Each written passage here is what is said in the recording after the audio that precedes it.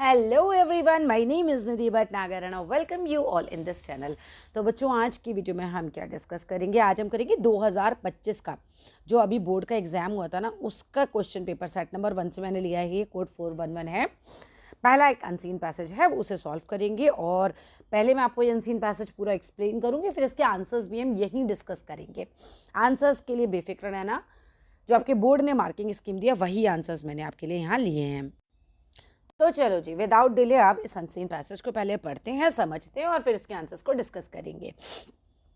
अब यहाँ पर आपको एक गद्यांश दे रखा है, कहा है कि इसको भाई ध्यानपूर्वक पढ़िए और उसके प्रश्नों के जो सर्वाधिक उपयुक्त है, सबसे ज़्यादा बेस्ट जो आंसर पॉसिबल है वो आपको देने हैं। तो बड़ा साधारण सी बात है, अनसीन पैसेज आप लोगों ने पहले भी इस तरह के सॉल्व किए हुए हैं।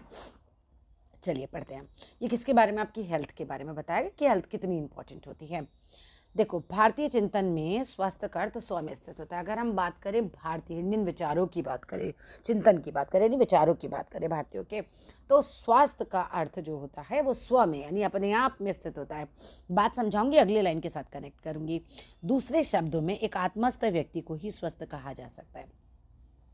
यानी ये जो पहली लाइन में आपको बात कही है, इसका अर्थ ये होता है कि एक सेल्फ सेंटर्ड आदमी, आत्मस्थ व्यक्ति कौन?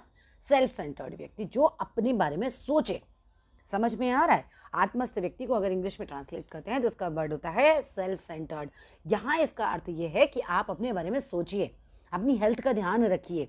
ठीक है, तो हम ऐसे ही व्यक्ति को स्वस्थ कह सकते हैं, क्योंकि जो व्यक्ति अपने बारे में नहीं सोच रहा, फैमिली में लगा पड़ा है, सोसाइटी के लिए करने के लिए लगा है, लेकिन अपने आप को नहीं देख रहा, तो वो स्वस्थ कैसे रह सकता है?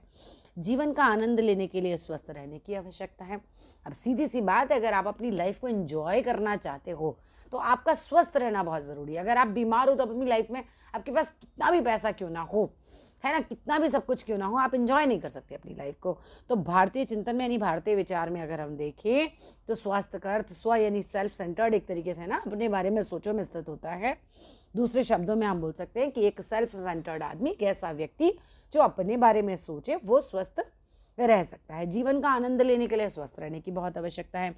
स्वास्थ्य व्यक्ति के व्यक्तिगत यानी उसके पर्सनल और उसके सामाजिक जीवन, उसके सोशल लाइफ में जो है बहुत महत्वपूर्ण है। आपकी पर्सनल लाइफ भी तभी अच्छी चल सकती है जब आप हेल्दी हों। आपकी सोशल लाइफ भी अच्छी चल सकती है जब आप हेल्दी हों। समाज का एक उत्पादक सदस्य होने के नाते हमें जागरूक और शरीर से क्रियाशील होने की आवश्यकता है। एक एक करके तोड़ते हैं। समाज का उत्पादक सदस्य मतलब समाज का एक प्रोडक्टिव मेंबर होने के नाते, आप समाज के लिए एक प्रोडक्टिव मेंबर तो तभी है ना जब आप समाज के किसी काम आ रहे हो, एक तरीके से, है ना। जैसे पढ़ा लिखा व्यक्ति होता है तो प्रोडक्टिव मेंबर होता है, ऐसे हेल्दी आदमी भी एक प्रोडक्टिव मेंबर है। अगर एक आदमी सोचो बिस्तर पे पड़ा ही रहे, बीमार ही रहे, तो क्या प्रोडक्शन, क्या प्रोडक्टिव रहेगा वो, क्या उत्पादक सदस्य रहेगा? तो वो यही कह रहे हैं कि समाज का उत्पादक सदस्य होने के नाते, एक प्रोडक्टिव मेंबर होने के नाते हमें जागरूक होना ज़रूरी है ना, हमें अलर्ट रहना बहुत ज़रूरी है। और हमारे शरीर को कैसा होना ज़रूरी है? एक्टिव, क्रियाशील, मतलब फिजिकली हमें एक्टिव होना बहुत आवश्यक है, राइट। स्वास्थ्य मनोविज्ञान, अगर हम स्वास्थ्य मनोविज्ञान की बात करें, स्वास्थ्य मनोविज्ञान यानी हेल्थ साइकोलॉजी के बारे में, तो मनोवैज्ञानिक कारक इसमें आते हैं। स्वास्थ्य मनोविज्ञान में वे मनोवैज्ञानिक कारक आते हैं, यानी कि वो साइकोलॉजिकल फैक्टर्स आते हैं जो स्वास्थ्य को बनाए रखने और उन्नत करने में सहायक होते हैं। मतलब इस तरह की अगर आप हेल्थ साइकोलॉजी के बारे में पढ़ें तो उसके अंदर वो फैक्टर्स आपको पढ़ाए जाते हैं कि इंसान को स्वस्थ कैसा रखा जाए, उसको उन्नत, स्वास्थ्य को उन्नत कैसे किया जाए, उनमें क्या चीज़ें सहायक होती हैं, ठीक है, जो स्वास्थ्य को बनाए रखने और उसको उन्नत करने में सहायक होते हैं। उन्नत करना समझ गए ना, उसको कहीं ना कहीं अच्छा करने में। आगे देखते हैं। यह उन कारकों की भी खोज करता है। यह कौन? स्वास्थ्य मनोविज्ञान जो है, जो हेल्थ साइकोलॉजी है, उन फैक्टर्स, कारक मीन्स फैक्टर्स, उन फैक्टर्स की भी खोज करता है कि भाई जो रोग की स्थिति पैदा करते हैं। अगर मैं हेल्थ साइकोलॉजी की बात करूं तो उसके अंदर वो बातें भी आती है कि आपकी हेल्थ किन किन वजहों से खराब हो सकती है, वो भी पढ़ाया जाएगा। हमारी जीवन शैली यानी कि हमारा जो लाइफ स्टाइल है और सोचने एवं व्यवहार करने के तरीके, जो हमारा थॉट प्रोसेस है कि हम कैसा सोचते हैं, हम पॉजिटिव ज़्यादा सोचते हैं, हम नेगेटिव ज़्यादा सोचते हैं, हमारे व्यवहार के जो तरीके हैं वो लोगों के भीतर स्वास्थ्य स्तर में योगदान करते हैं, लोगों के स्वास्थ्य स्तर में योगदान देते हैं। मतलब आपके सोचने का तरीका, आपकी लाइफ स्टाइल, आपका जो बिहेवियर है वो आपकी हेल्थ को कितना इम्प्रूव या ख़राब करेगा डिपेंड करता है, राइट। मतलब आप अगर अच्छा सोचते हो, पॉजिटिव सोचते हो, आपका लाइफ स्टाइल बहुत अच्छा है, आप सुबह जल्दी उठ रहे हो, आप एक्सरसाइज कर रहे हो, आप अच्छा खाना खा रहे हो, तो ऑब्वियस सी बात है कि आप जो हैं वो स्वस्थ रहेंगे, है ना। आपका स्वास्थ्य का स्तर में ऐसी चीज़ें योगदान देती हैं। समझ में आया। नेक्स्ट बात पे, हमारी जीवन शैली और सोचने एवं व्यवहार करने के तरीके लोगों के स्वास्थ्य स्तर में योगदान करते हैं। ये तो हो गया था व्यायाम यानी कि एक्सरसाइज, पौष्टिक भोजन यानी कि आप हेल्दी फूड खाएं अच्छे से, और धूम्रपान यानी कि स्मोकिंग, और दुर्व्यसनों यानी कि बैड हैबिट्स में परिवर्तन से शरीर को स्वस्थ रखा जा सकता है। अगर आप रोज़ एक्सरसाइज कर रहे हैं, अगर आप अच्छा खाना खा रहे हैं, अगर आप धूम्रपान यानी स्मोकिंग नहीं कर रहे हैं, अगर आपके अंदर कोई बुरी आदतें नहीं हैं, तो इन सब से आपके स्वास्थ्य को आप अच्छा रख सकते हो। आगे देखो, स्वस्थ शारीरिक और मानसिक कुशल क्षेम की अवस्था को कहते हैं। स्वास्थ्य किसे कहते हैं? स्वास्थ्य मतलब ये यहाँ से सीधा सीधा क्वेश्चन आया हुआ है, अभी बोर्ड ने पूछा है आपसे कि स्वास्थ्य किसे कहते हैं, हेल्थ किसे कहते हैं। तो आपका फिजिकली आप मतलब आपकी बॉडी बिल्कुल ठीक हो, और मानसिक रूप से आप कुशल क्षेम वर्ड समझ लो, वेलबींग हो, मतलब आप शारीरिक और मानसिक दोनों तरीके से आप ठीक हैं, तो हम कह सकते हैं कि व्यक्ति एक स्वस्थ व्यक्ति है। तो स्वास्थ्य का अर्थ हुआ शारीरिक और मानसिक कुशल क्षेम की अवस्था। ये एक सकारात्मक अवस्था, एक पॉजिटिव जो है वो अवस्था है लोगों के व्यक्तिगत यानी कि उनके जो पर्सनल और सामाजिक जीवन में, उनके सोशल लाइफ में स्वास्थ्य का केंद्रीय स्थान है। यह तो मतलब बहुत इंपॉर्टेंट है। केंद्रीय स्थान किसी भी चीज़ का तब होता है, केंद्रीय स्थान मतलब एक तरीके से सेंट्रल, है ना। तो हम बात कर सकते हैं कि भाई ये बहुत ज़्यादा ज़रूरी है कहीं ना कहीं। इस तरीके का आपको आपके स्वास्थ्य को ध्यान रखना है, लोगों का पर्सनल लाइफ कैसा है, आपका सामाजिक जीवन कैसा है, उसमें स्वास्थ्य जो है वो सबसे इम्पॉर्टेंट है। आज की दुनिया में लोगों के गुणात्मक जीवन के चारों ओर चुनौतियों का लोगों को सामना करना पड़ता है। आज की अगर मैं बात करूं तो लाइफ की जो क्वालिटी है लोगों की, वो हर तरफ से हम कह रहे हैं कि हर इंसान को चारों तरफ से चैलेंजेस का सामना करना पड़ता है। आपकी लाइफ में, पर्सनल लाइफ में तो चैलेंजेस होते हैं, सोशल लाइफ में तो चैलेंजेस हैं, आपके यहाँ कॉम्पिटिशन बहुत ज़्यादा हो गया है। तो ये सारी जो चीज़ें हैं वो आपके स्वास्थ्य पर असर डालती है, जिसका परिणाम लोगों का गिरता स्वास्थ्य है। चारों ओर से आपको चैलेंजेस आ रहे हैं, किसी को घर से इतना प्रॉब्लम है, किसी की जॉब में बहुत प्रॉब्लम है, किसी को पढ़ाई में बहुत प्रॉब्लम है। तो इस तरीके से इनके परिणाम स्वरूप लोगों का स्वास्थ्य गिरता है। एक और, बाहरी पर्यावरण बड़ी तेज़ी से बदल रहा है। अगर आप अपने एनवायरनमेंट को देखो, पॉल्यूशन बढ़े चले जा रहा है, पर्यावरण बहुत ख़राब होता चला है। इससे अनेक पर्यावरणीय तनावों में सफलतापूर्वक निपटने की आवश्यकता। और अगर आपको हेल्दी रहना है तो पर्यावरण से रिलेटेड जो प्रॉब्लम्स हैं, उन तनावों से निपटने की भी बहुत ज़्यादा ज़रूरत है। देखो, स्वास्थ्य का पर्यावरण का तो डायरेक्ट ही आपस में संबंध है ना। अगर दिल्ली की बात करो, अगर वहाँ पे धुआं ही धुआं है और वहाँ पे पर्यावरण इतना गंदा है, तो वहाँ के लोगों का स्वास्थ्य कैसे सही रह सकता है? उन तनावों से भी निपटने की आवश्यकता है। सामाजिक संरचना में आए बदलाव, यानी कि देखो, सामाजिक संरचना यानी कि हमारे समाज में भी ना बहुत ज़्यादा बदलाव आ गया। हमारा समाज पहले कैसा था कि बहुत बड़ी बड़ी जॉइंट फैमिली हुआ करती थी।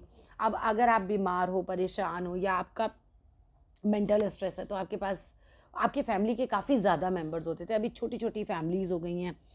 कैसे? जैसे कि परिवार के अन्य सामाजिक संस्थाओं का विघटन हो रहा है। परिवार और अन्य सामाजिक संस्थाओं का विघटन मतलब वही है कि पहले बड़ी बड़ी फैमिलीज़ हुआ करती थी, आज उनका विघटन हो गया। विघटन हो गया मतलब डिसइंटीग्रेशन हो गया, है ना। फैमिलीज़ टूट गई हैं, छोटी छोटी रह गई। प्रतिस्पर्धा, कंपटीशन बहुत ज़्यादा हो गया आज के दौर में। उपभोक्तावादी संस्कृति है, मतलब आपके पास किसी किसी के घर में 4 एसी लगे हैं, 5 टीवी आए हुए हैं, तो आप बहुत ज़्यादा सामान खरीद रहे हो, इस तरह का भी संस्कृति है। द्वंद्व और असहयोग को ये बढ़ावा देता है, कॉन्फ्लिक्ट्स को बढ़ावा देती है ये चीज़ें, ठीक है। असहयोग, एक दूसरे का आप सहयोग नहीं कर रहे हो, उस तरह का जीवन हो गया इंसान का आज। और इन सब बातों का हमारे स्वास्थ्य पर प्रतिकूल प्रभाव पड़ता है, यानी कि नेगेटिव प्रभाव पड़ता है। कुल मिलाकर हमने यहाँ पर जो पढ़ा, वो हमने ये पढ़ा कि एक इंसान जो अपने बारे में सोचे, अपनी हेल्थ के बारे में सोचे, हम कहते हैं वो स्वस्थ रह सकता है। उन्होंने हमें समझाया कि अगर हमें जीवन को इंजॉय करना है तो कहीं ना कहीं हमें अपने स्वास्थ्य का बहुत ज़्यादा ध्यान रखना होगा। हमें अपने शरीर का ध्यान रखना है, अपने मन का ध्यान रखना है। अगर हम साइकोलॉजी की बात करें, हेल्थ साइकोलॉजी की, तो उसमें बहुत सारे फैक्टर्स आते हैं। वो फैक्टर्स हमें ये भी बताते हैं कि भाई स्वस्थ रहने के लिए, बनाए रखने के लिए, उन्नत स्वास्थ्य को करने के लिए क्या क्या चीज़ें हैं जो अच्छी हैं। और वो ये भी बताते हैं कि कौन कौन सी बातें हैं जिनसे हमारे शरीर में रोग जो हैं पैदा होते हैं। उन्होंने हमें बताया कि हमारी जो जीवन शैली, हमारा जो लाइफ स्टाइल, हमारा जो सोचने का तरीका है, ये हमारे सब चीज़ें, ये सारी चीज़ें जो हैं हमारे स्वास्थ्य के स्तर को ठीक करने में योगदान देती हैं। हमारा मतलब व्यायाम करना यानी एक्सरसाइज करना, अच्छा खाना खाना, धूम्रपान से दूर रहना, बुरी आदतों दुर्व्यसनों मतलब बुरी आदतों से दूर रहना, ये भी हमारे स्वास्थ्य को अच्छा करता है। उन्होंने कहा कि शारीरिक और मानसिक कुशल क्षेम मीन्स वेल बींग। अगर आप शारीरिक रूप से सही हैं, मानसिक रूप से सही हैं, तो इसी अवस्था को हम कहते हैं कि आप स्वस्थ हैं।